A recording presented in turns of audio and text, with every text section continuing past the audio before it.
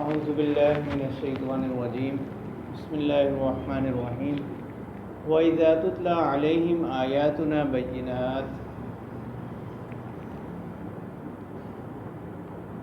یہاں سے اللہ تبارک و تعالی اس چیز کو بیان فرما رہے ہیں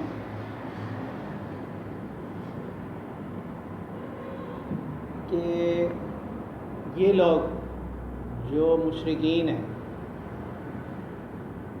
جو اس دعوت کو، توحید کی دعوت کو قبول نہیں کر رہے، تو یہ اپنے ضد کے اندر، اناد کے اندر اور نفرت کے اندر اس حد تک بڑھ چکے ہیں کہ جب ان کے سامنے ہماری آیات تلاوت کی جاتی ہیں تو وہ اس کلام کو جو ہے وہ آپ صلی اللہ علیہ وسلم کا معجزہ اور ذات باری تعالیٰ کا کلام تو تسلیم نہیں کرتے۔ وہ تو معاذ اللہ یہ سمجھتے ہیں کہ یہ محمد صلی اللہ علیہ وسلم کا کلام ہے، ان کا اپنا بنایا ہوا کلام ہے۔ تو وہ کہتے ہیں کہ آپ کیا کریں، اس قرآن کی جگہ کوئی اور قرآن لیں، یعنی جس کی باتیں ہماری منشا کے موافق ہیں،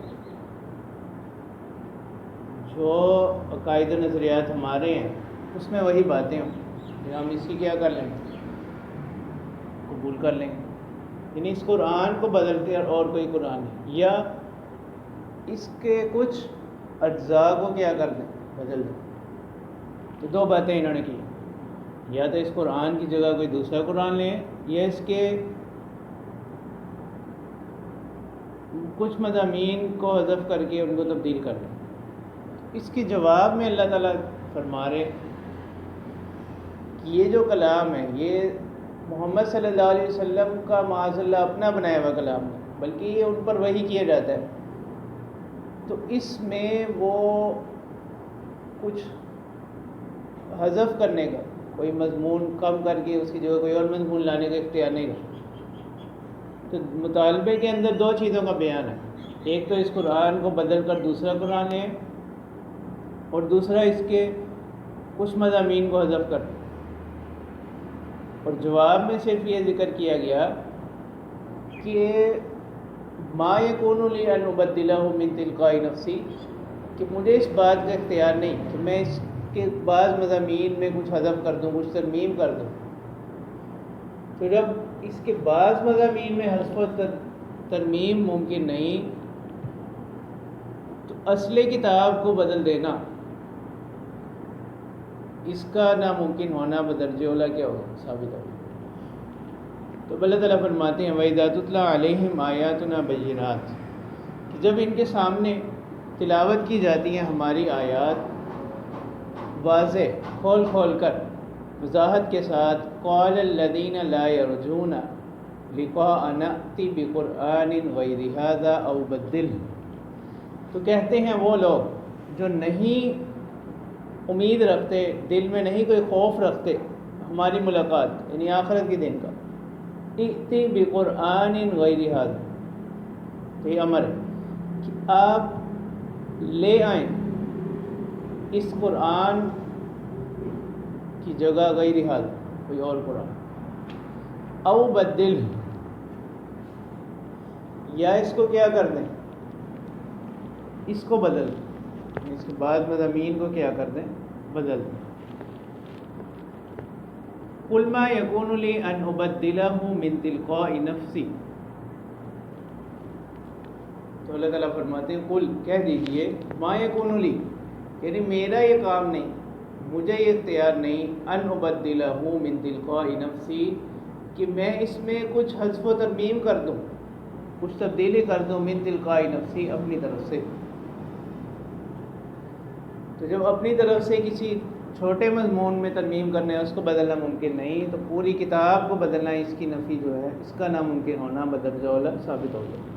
ان اتبع الا ما یوحى الی، اب یہاں سے اس کا جواب دیا جا رہا ہے، ان کے اس گمان کی تردید کی جا رہی ہے۔ مشرکین یہ سمجھتے تھے کہ یہ معاذ اللہ آپ صلی اللہ علیہ وسلم کا بنایا ہوا کلام ہے، تو اللہ تعالیٰ فرما رہے ہیں آپ ان سے کہیے ان اتبع الا ما یوحى الی، کہ میں تو صرف اسی کی پیروی کرتا ہوں جو میری طرف وحی کی جائے جاتا ہے.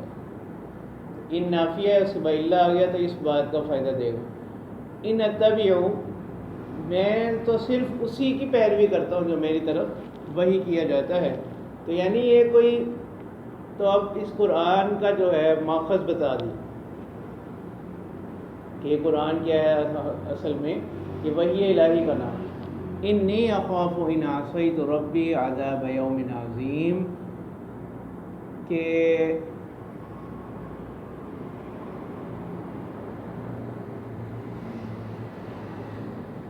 بے شک میں ڈرتا ہوں اگر میں اپنے پروردگار کی نافرمانی کر لوں، عذاب یوم عظیم، ایک بڑے دن کے عذاب سے.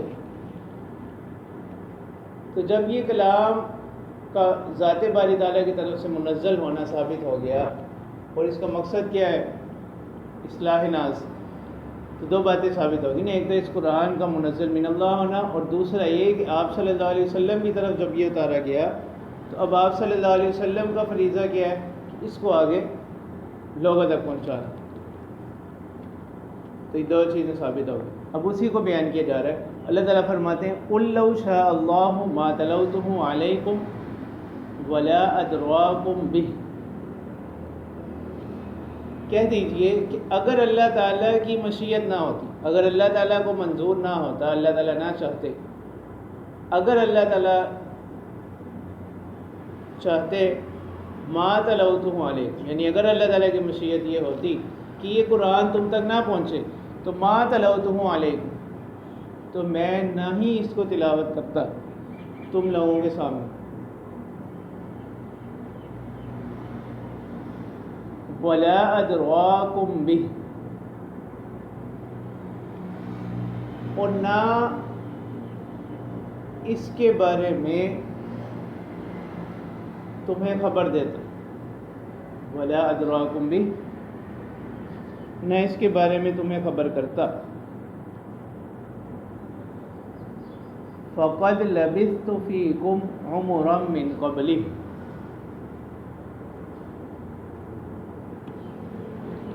تو جب یہ تمہارے سامنے تلاوت بھی کیا جا رہا ہے، تمہیں بتلایا بھی جا رہا ہے کہ یہ کیا ہے؟ منزل من اللہ ہے، تو اب اس کی تعلیمات کو کیا کرو؟ قبول کرو. پھر اس کے ساتھ ساتھ یہ بھی ہے فقد لبثت فیکم عمرا من قبلہ، یعنی یہ جو آپ لوگ کہتے ہیں کہ معاذ اللہ محمد صلی اللہ علیہ وسلم کا اپنا بنایا ہوا کلام ہے، تو انہوں نے تو ایک عمر تمہارے درمیان گزاری ہے. تو اگر یہ معاذ اللہ ان کا اپنا بنایا ہوا کلام ہوتا تو وہ گزشتہ عرصے میں اعلان نبوت سے پہلے جو جتنا عرصہ گزارا اس میں بھی کوئی ایسی بات کرتے، تو وہ اس عمر کا گزرنا بھی اسی چیز کو بیان کر رہا ہے کہ یہ ایک مدت کے بعد جو یہ ان چیزوں کو بیان کر رہے ہیں، تو یہ ایک الہامی سلسلہ ہے، ان کی طرف وحی کیا جا رہا ہے. فقد لبثت فیکم عمرا من قبلہ. اور ایک تو یہ بات ہوگی نا کہ اگر اللہ تعالیٰ کی مشیت نہ ہوتی تو میں آپ لوگوں کے سامنے اس کو نہ پڑھتا. پھر دوسری بات یہ بھی ہے کہ فقط لبثت فیکم عمرا من قبل،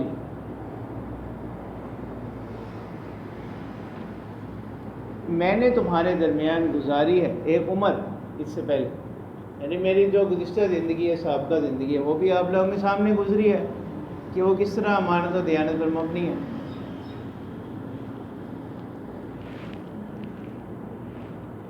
تو یہ اکثر انبیاء نے اپنی اعلان نبوت کے بعد جس چیز کو بطور دلیل کے پیش کیا وہ کیا ہے؟ اپنی گزشتہ زندگی. اسی لیے انبیاء جو ہے وہ معاشرے کے افراد کے اندر سے بنائے گئے، اور انبیاء جو ہے وہ اسی معاشرے کا ایک حصہ ہوتے ہیں. حکمت اس میں ہے کہ وہ اسی معاشرے کے لوگوں کی نفسیات کو، ان کے مزاج کو سمجھتے ہیں، ایک بات. اور دوسرا یہ کہ ان کی جو زندگی پہلی گزری ہوتی ہے وہ ان لوگوں کے سامنے ہوتی ہے پوری طرح سے، اور ان کی زندگیوں کو مثالی بنایا جاتا ہے، ان کی زندگیوں کو مثالی بنایا جاتا ہے، لوگوں کے لیے ایک نمونہ بنایا جاتا ہے. افلا تعقلون، کیا تم عقل نہیں رکھتے؟ فمن أظلم ممن افترى على الله كذبا أو كذب بآياته، کون زیادہ ظالم ہوگا اس شخص سے افترا علی اللہ کذبا، جو اللہ پر جھوٹا بہتان باندھے، او کذب بآیاتی، یا اللہ تعالیٰ کی آیات میں سے کسی کا کیا کر دے، تکذیب کر دے، کسی کو جھٹلا دے.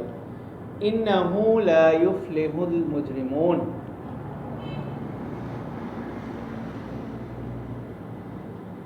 تو اللہ تعالیٰ فرمانے کہ نہیں فلاح پاتے مجرم لوگ. وَيَعْبُدُونَ مِن دُونِ اللَّهِ مَا لَا يَضُرُّهُمْ وَلَا يَنفَعُهُمْ، اور یہ پکارتے ہیں اللہ تعالیٰ کو چھوڑ کر ایسی چیزوں کو لا يضرهم،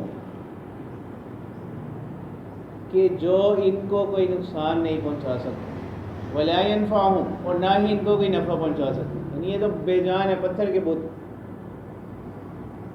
وَيَقُولُونَ هَؤُلَاءِ شُفَعَاؤُنَا عِندَ اللَّهِ، اور وہ کہتے ہیں کہ یہ اللہ تعالیٰ کی ہاں ہمارے سفارشی ہوں. یعنی ایک تو وہ اس بات کی کوئی اہلیت ہی نہیں رکھتے، صلاحیت ہی نہیں رکھتے کہ وہ کسی کو کوئی نقصان پہنچا سکیں یا کسی کو کوئی فائدہ پہنچا سکیں. پھر اس پر مزید یہ کہ یہ امیدیں لگائے بیٹھے ہیں ہؤلاء شفعاؤنا عند اللہ، کہ یہ اللہ تعالیٰ کے ہاں اللہ تعالیٰ کی بارگاہ میں کیا ہوں گے، ہمارے سفارشی ہوں گے.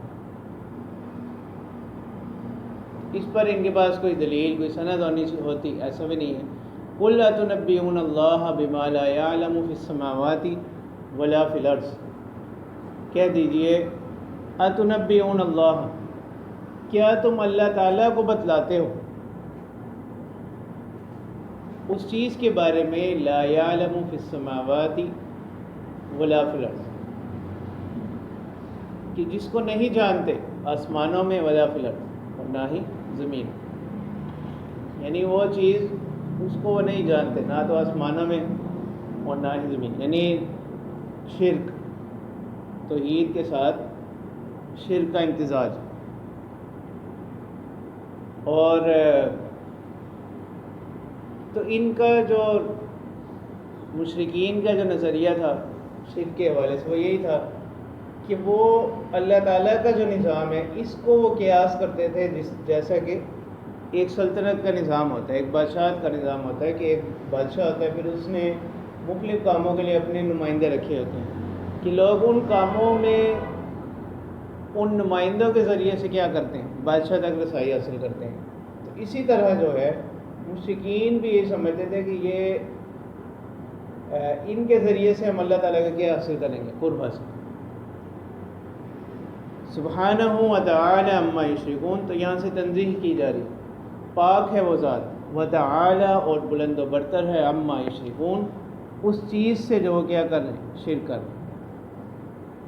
وما کان الناس الا امۃ واحدہ، نہیں تھے لوگ مگر ایک ہی طریق پر، ایک ہی راستے پر،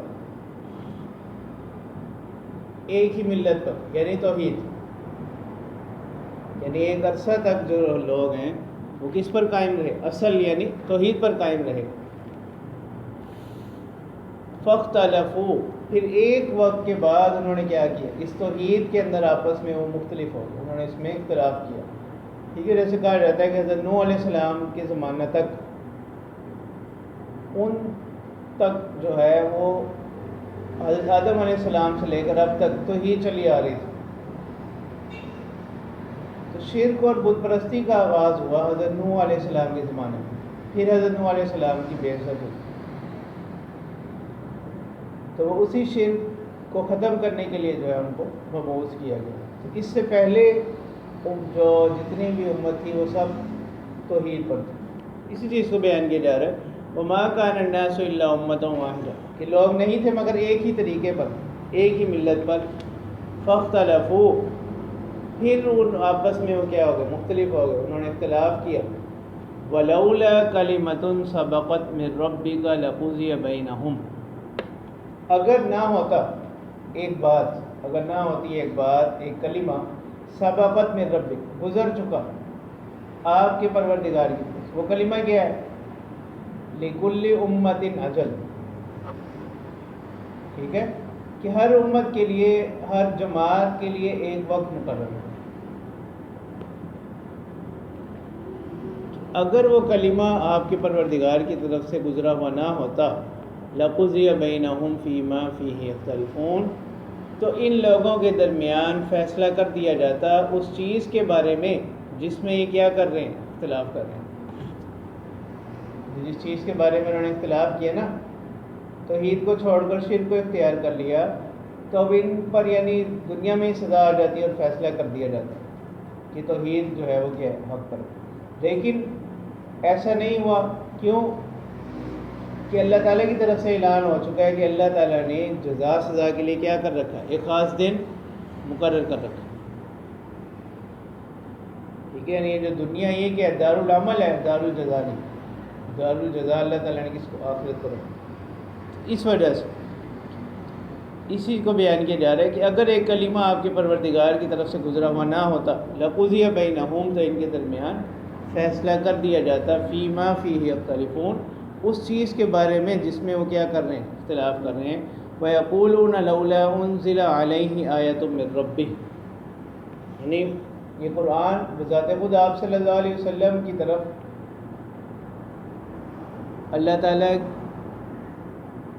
کا یہ کلام نازل ہوا، اور یہ آپ صلی اللہ علیہ وسلم کے معجزات میں سے بلا شبہ ایک بڑا معجزہ ہے. ٹھیک ہے، قرآن کا. اور یہ واحد معجزہ ہے کہ بعض لوگ جنہوں نے آپ صلی اللہ علیہ وسلم کے کچھ معجزات کا انکار بھی کیا، لیکن قرآن کا معجزہ ہونے پر سب لوگ کیا متفق، یعنی مسلمانوں کے اندر سے بھی جو کچھ لوگ اس طرف گئے ہیں. تو قرآن بذات خود آپ صلی اللہ علیہ وسلم کا ایک بڑا معجزہ ہے، لیکن اس کے باوجود اللہ تعالیٰ فرما رہے ہیں وَيَقُولُونَ، وہ کہتے ہیں لولا انزل علیہ آیۃ من رب، کیوں نہیں اتاری گئی اس پیغمبر پر آیۃ من ربی، کوئی نشانی ان کے پروردگار کی طرف سے. یہاں نشانی سے مراد فرمائشی معجزہ، یعنی وہ معجزات جن کا یہ کیا کرتے تھے، مطالبہ کیا کرتے تھے. تو فَقُلْ إِنَّمَا الْغَيْبُ لِلَّهِ فَانْتَظِرُوا. اب یہاں دو باتیں ہیں. ایک تو یہ ہے کہ معجزات کا صادر ہونا یہ اللہ تعالیٰ کی طرف سے ہوتا ہے، اور معجزہ کب صادر ہوگا، یہ امور غیبیہ میں سے ہے، یعنی اس کا علم اللہ تعالیٰ کو ہی ہے. ایک بات.